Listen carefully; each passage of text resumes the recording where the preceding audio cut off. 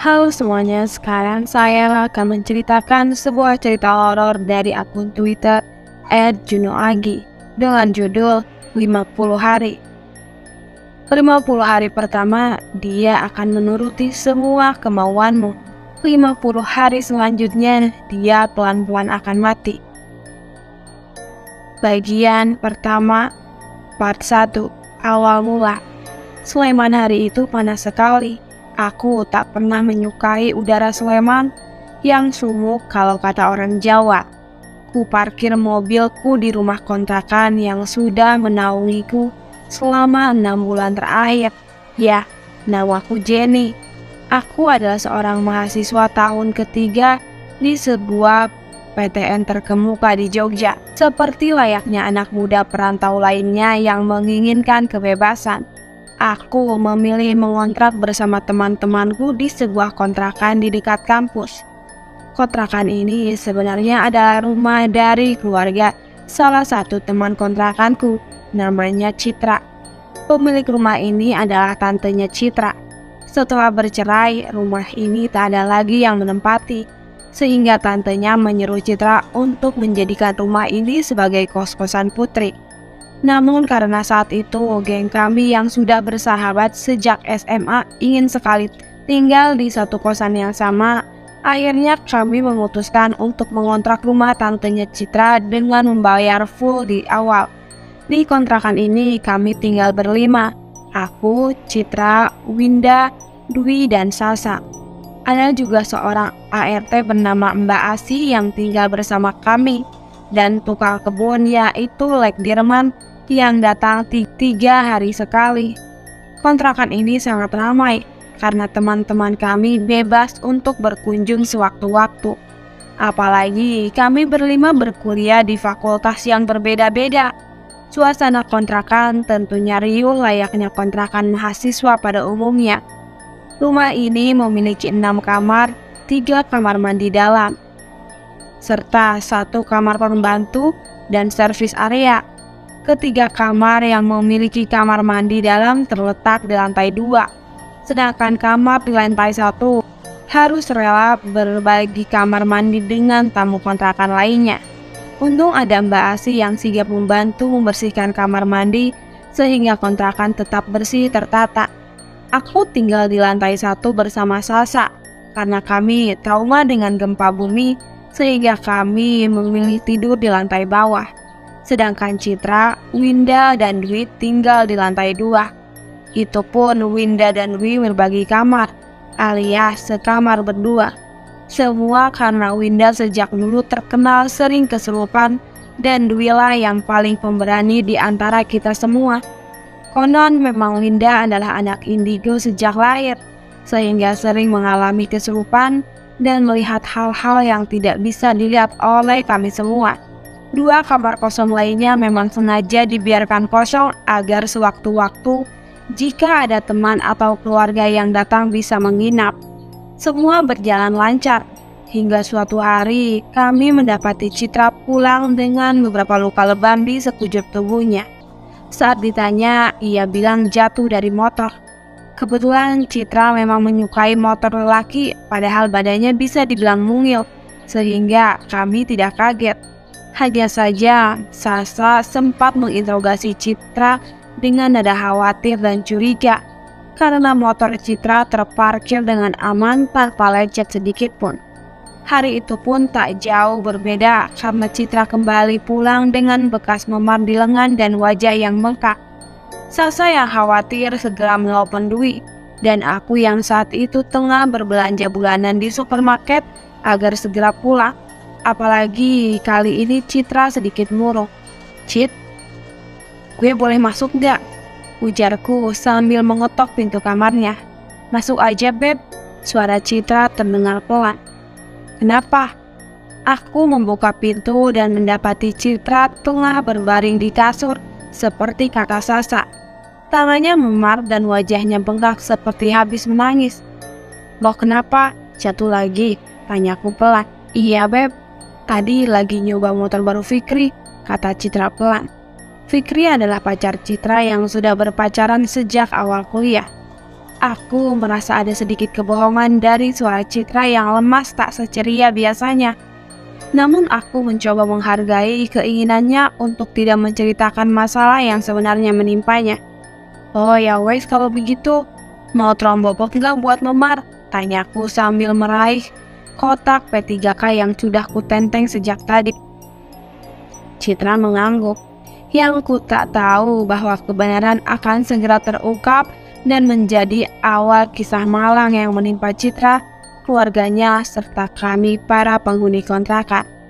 Siang itu, aku, Dwi, Winda, dan Sasa baru pulang nongkrong dari mall.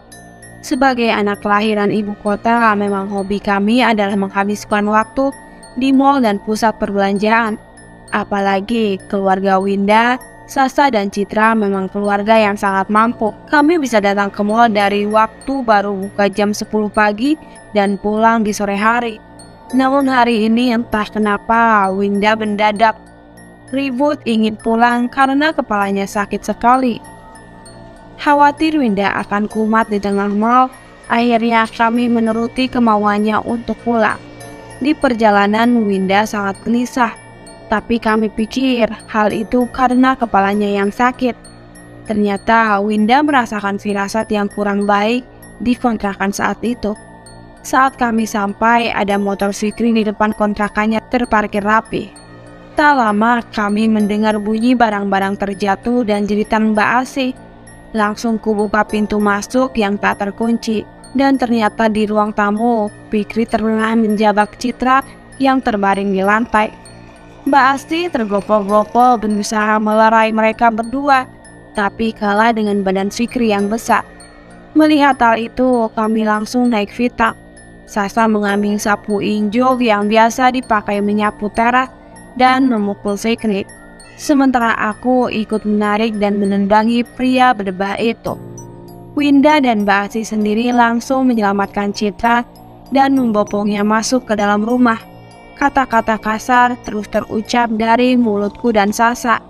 Di luar, Dwi berteriak minta tolong, sehingga warga di sekeliling rumah mulai berdatangan untuk melerai kami. Akibat peristiwa itu, kami dilerai Pak RT dan Fikri diusir tidak boleh datang lagi ke wilayah tempat tinggal kami. Tak hanya itu, kami pun terkena dinasihati tak boleh membawa lagi lawan jenis ke dalam rumah kontrakan karena kami semua perempuan. Malam itu kami semua tidur di kamar Citra. Winda dan Sasa tidur di kasur bersama Citra, sedangkan Dwi di sofa dan aku di karpet. Kami menyalakan TV dan menonton film kartun bersama untuk meredakan ketegangan akibat peristiwa yang terjadi di siang hari itu. "Cit, janji sama aku, kamu gak bakal balikan sama Fikri lagi," kata Sasa dengan nada berang sebelum kami tertidur. Citra hanya mengangguk lemah. Ia sudah mengaku kalau selama beberapa bulan terakhir ini, Fikri menjadi pribadi yang berubah. Pria yang tadinya sopan dan penyayang itu mendadak menjadi ringan tangan dan mudah tersulut emosi. Hari ini juga Fikri bermasalah sekali karena Citra tak mau diajak makan bersama karena malas keluar rumah. Masalah sesepele seperti itu membuat Fikri mendadak cemburu dan menuduh Citra tak mau jalan bersamanya karena tak menganggap Fikri sebagai pacarnya. 2 bulan berlalu setelah kejadian itu tanpa hal yang berarti. Kami juga pelan-pelan sudah melupakan kejadian pemukulan Citra dan sibuk dengan kegiatan kuliah masing-masing. Citra juga sepertinya sedang dekat dengan seseorang yang belum ia kenalkan kepada kami. Setiap kami bertanya, dia hanya berkelakar. "Takut dikebukin lagi sama kalian." Malam itu, aku sedang mengerjakan tugas di rumah temanku yang lain. Sedangkan Winda sedang berpacaran di ruang tamu bersama pacarnya, Chris. Dwi dan Sasa berada di kamar masing-masing. Saat semua mendengar suara gugrak yang sangat kencang di depan rumah, semua berlari keluar termasuk Mbak Asih karena penasaran akan suara tersebut. Ternyata Citra terjatuh dari motornya di garasi. Chris dan Dwi berusaha mengangkat motor dan menggendong Citra. Saat itulah mereka tersadar bahwa Citra sangat pucat dan nafasnya tersengal-sengal. Tak menunggu lama, mereka semua melarikan Citra ke rumah sakit terdekat. Disitulah mereka diberitahu oleh dokter bahwa Citra dalam kondisi demam serta dehidrasi yang cukup parah, sehingga harus dirawat inap selama beberapa hari. Mengetahui kondisi ini, sepulangnya dari mengerjakan tugas, aku langsung pulang ke kontrakan untuk menyiapkan barang-barang Citra. Namun baru saja sampai di depan pintu kontrakan, aku merasa ada hawa yang aneh serta bau yang sangat busuk tercium di depan pintu. Mungkin hanya tikus mati, pikirku berusaha mengalihkan suasana. Aku segera berjalan ke arah kamar Mbak Asi untuk minta dibantu membereskan barang-barang Citra. Untuk sampai di servis area, aku harus melewati dapur terlebih dahulu. Dari jendela dapur yang mengarah langsung ke taman belakang tempat Mbak Asi biasa menjemur pakaian, aku seperti melihat sosok Citra sedang berdiri di dekat jemuran. Ku kocek mataku dan memastikan apa yang kulihat nyata. Dan benar saja, bayangan itu menghilang. Gak mungkin Citra ada di rumah, karena anak-anak saat ini berada di rumah sakit bersama Citra. Segera ku berjalan melalui lorong menuju bagian belakang rumah dan sampai ke servis area kamar Mbak Asih. Baru saja aku hendak mengetuk kamar Mbak Asih, terdengar suara Citra lirih di belakangku. Jenny, tolong aku, please. Aku tidak berani mengetok dan langsung menggedor kamar Mbak Asih lebih kencang lagi. Mbak Asih, bangun! Tak lama terdengar suara kunci pintu dan Mbak Asih membuka pintu dengan wajah mengantuk. Loh, Non Jenny udah pulang? Yang lain sudah pulang juga? Belum, Mbak. Tadi garasi masih kosong. Tak, bantu aku beresin barang-barang Citra ya. Pintaku sedikit terburu-buru karena bulu kuduku masih merinding akibat peristiwa tadi. Aku yakin sekali itu bukan Citra. Entah kenapa instingku mengatakan yang barusan itu bukanlah manusia. Mbak Asih sepertinya tidak menyadari kejadian barusan, karena ia berjalan santai seperti biasa menuju lantai 2. Aku mengintip dari belakang. Kamar Citra masih terkunci.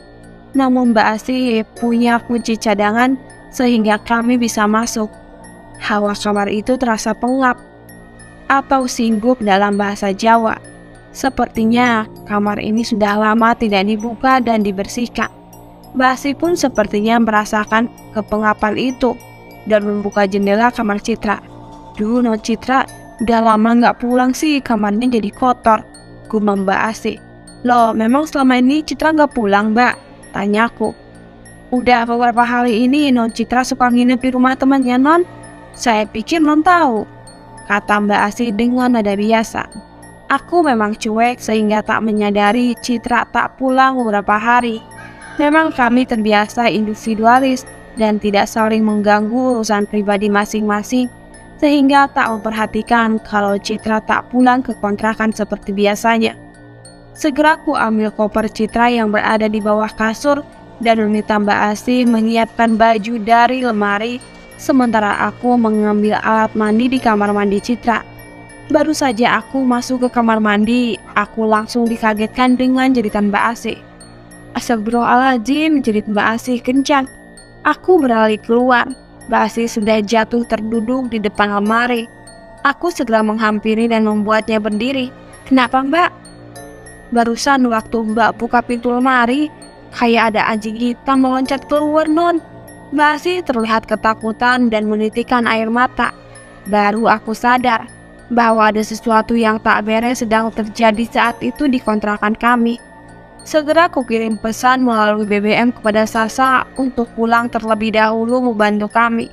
Pesan itu langsung terkirim. Tak lama Sasa menelpon. Ia mengatakan tak bisa pulang karena mendadak Winda ikut pingsan, sehingga sekarang mereka mengurus 2 orang yang pingsan di rumah sakit. Kepalaku pening. Akhirnya kemas barang-barang Citra seadanya dan mengajak Mbak Asih untuk ikut serta ke rumah sakit. Setelah mengunci rumah, kami segera menuju ke rumah sakit menggunakan mobilku. Entah kenapa perasaanku sangat tidak enak. Part 2, sakit. Di rumah sakit, aku langsung menuju instalasi gawat darurat. Baru saja hendak masuk, kulihat Dwi keluar dari pintu IGD. Dwi, gimana Winda sama Citra? Dwi menggelengkan kepala pelan. Winda bisa-bisanya dong, kita lagi panik malah kumat. Kesurupan lagi? Tanyaku. Dwi mengangguk dan mengisyaratkan agar aku dan Mbak Asi mengikutinya menuju IGD. Mbak Asi mengikutiku dari belakang sambil menggeret koper Citra. Not, harusnya tadi kita sekalian ambil barangnya Mbak Winda ya. Aku menepuk jidat. Kalau begini kan kami harus balik ke kontrakan sekali lagi ya. Padahal tadi saja kami terbirit-birit meninggalkan kontrakan tersebut. Besok pagi aja deh Mbak. Sementara nanti kalau pengen nginep disuruh pakai baju RS aja. Jujur aku keberatan kalau harus kembali ke kontrakan lagi dan menghadapi kejadian di luar nalar seperti tadi. Tapi aku juga malas kalau harus menceritakan kejadian ini. Selain di luar akal sehat, aku sebenarnya tidak percaya hal-hal seperti itu. Walaupun sudah beberapa tahun terakhir ini, aku berusaha menerima bahwa teman sekontrakanku ada yang hobi kesurupan. Iya non, nanti saya bareng non ya. Saya juga takut, kata Mbak Asi sambil berbisik.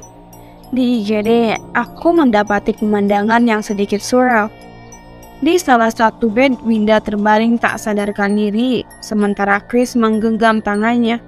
Sedangkan di bed sebelahnya terbaring Citra. Namun Citra yang terbaring tak seperti Citra yang kukenal. Tubuhnya kurus dan kulitnya benar-benar pucat.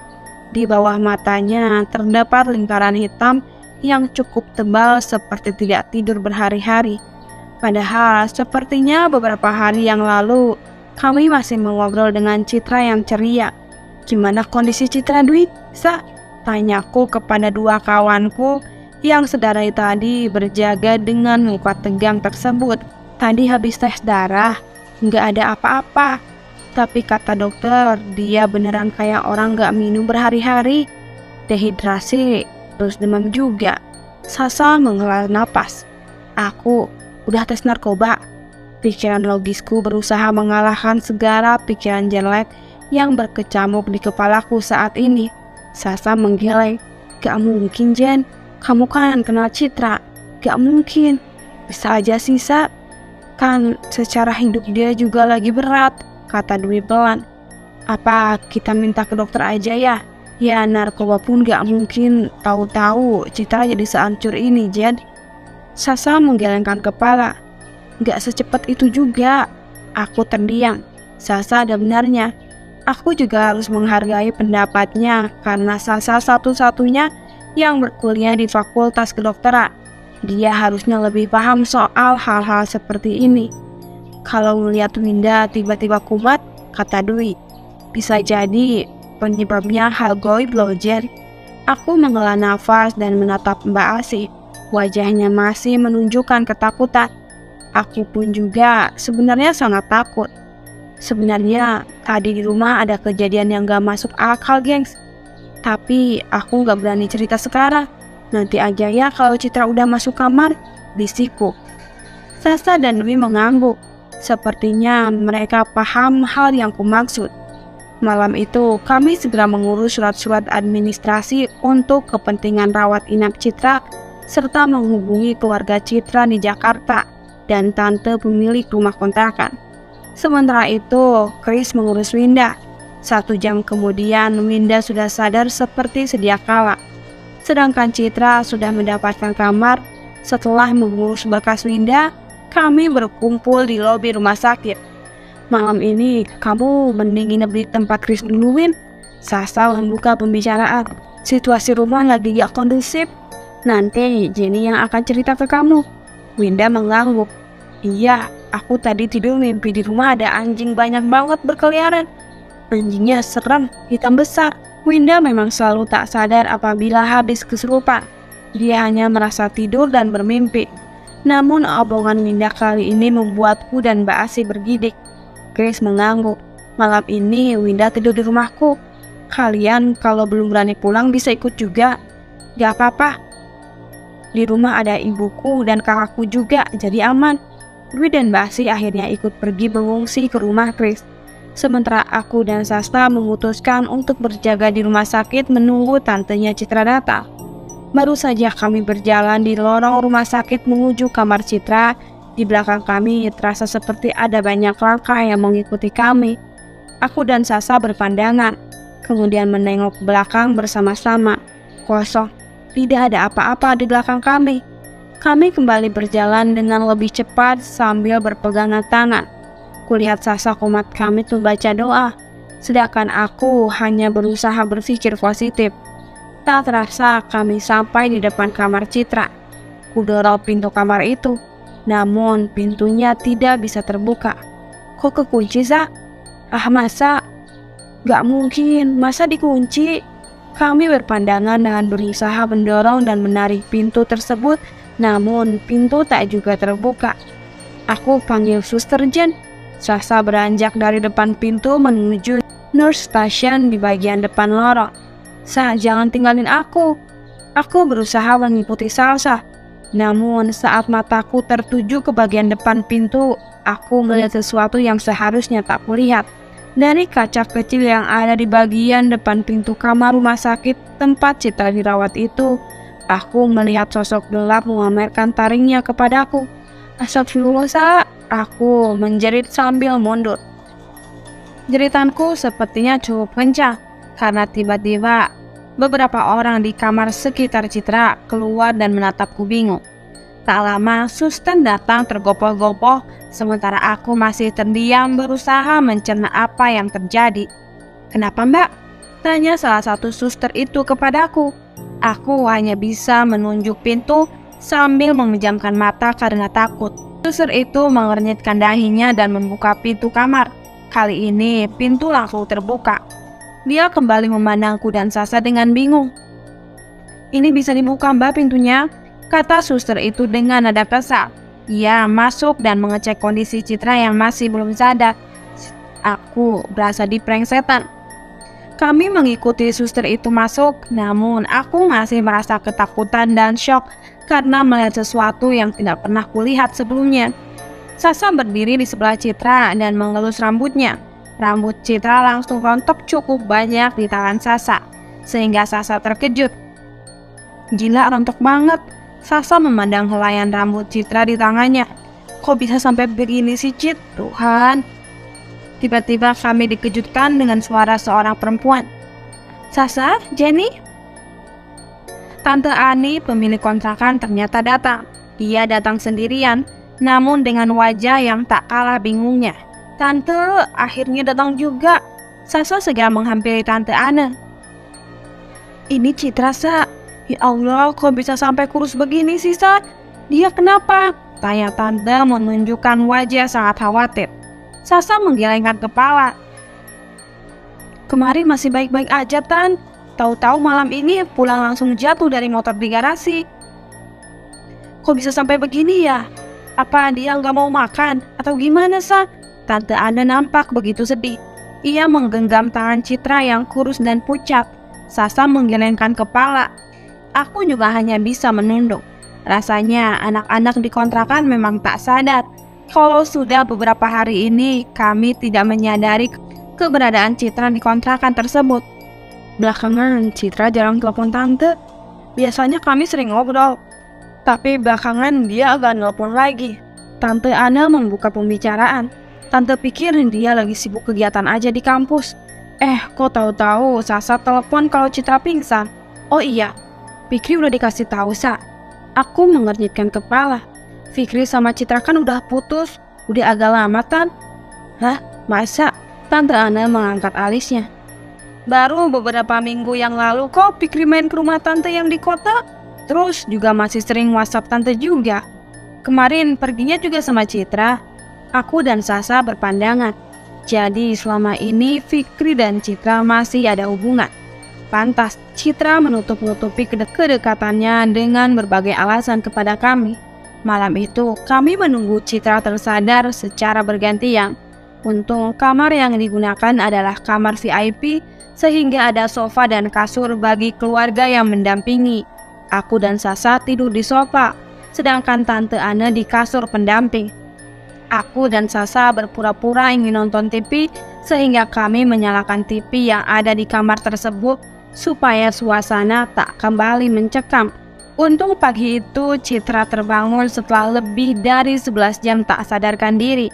Hanya saja matanya kosong dan ia tak banyak bicara. Kulihat Sasa memeluk dan menggenggam tangan Citra penuh rasa khawatir. "Kamu kenapa, Cit? Kok bisa sampai begini deh?" "Aduh." Citra tak banyak memberikan tanggapan, hanya anggukan atau gelengan kepala pelan. Sasa dan Tante Ane bergantian menyuapi Citra dengan buah dan bubur pagi itu. Namun Citra menolak untuk makan. Sementara itu, aku ada kelas pagi sehingga harus meninggalkan rumah sakit duluan. Sialnya, itu berarti aku harus kembali ke kontrakan terlebih dahulu. Karena aku tak berani kembali sendirian ke kontrakan, aku memutuskan untuk menjemput Mbak Asi, Dwi, dan Winda terlebih dahulu di rumah Chris. Sampai di rumah Chris, Ibu Chris menyambutku dengan wajah khawatir sekaligus lega.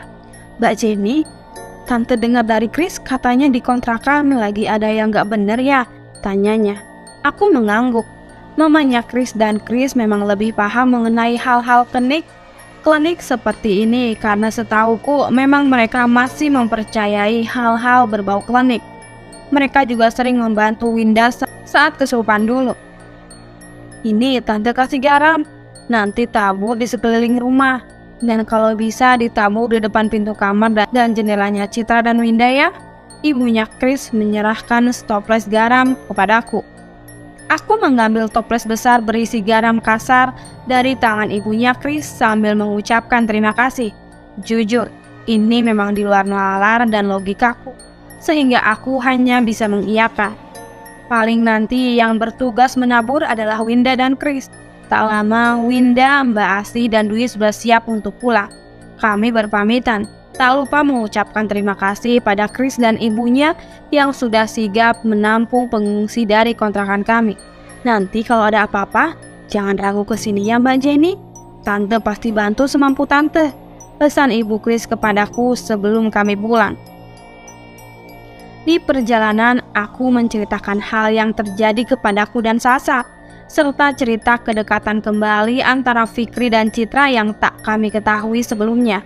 Winda hanya mengangguk-angguk sementara Mbak Asi kembali berkali-kali berzikir mendengar ceritaku.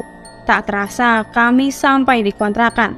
Suasana kontrakan masih terasa mencekam saat aku memarkir mobilku di garasi seperti biasa. Tiba-tiba muncul Lik Dirman mengagetkanku. "Loh, baru pada pulang dari mana? Pantas saya datang, rumah kosong, garasi berantakan." "Duh Lik, bikin kaget aja." Aku berusaha berkelakar. "Iya, semalam Mbak Citra masuk rumah sakit karena pingsan." "Loh, sakit apa Mbak Citra?" tanya Lik Dirman, mukanya seperti kebingungan. "Dehidrasi Lik, sekarang dirawat di rumah sakit," jawab Dwi sambil membuka pintu kontrakan. Aku melihat gelagak Lik Dirman seperti kebingungan. "Kenapa Lik? Ada apa?" Lik Dirman mengangkat alisnya. "Sebenarnya tadi saya sudah sempat nyapu halaman depan Mbak, tapi saya nemu bungkusan sajen. Isinya tulang-tulang sepertinya dilempar dari luar pagar. Sudah saya bakar Mbak." Kami berpandangan dalam diam. Situasi semakin mencurigakan. Sebenarnya ada apa dengan kontrakan ini dan Citra?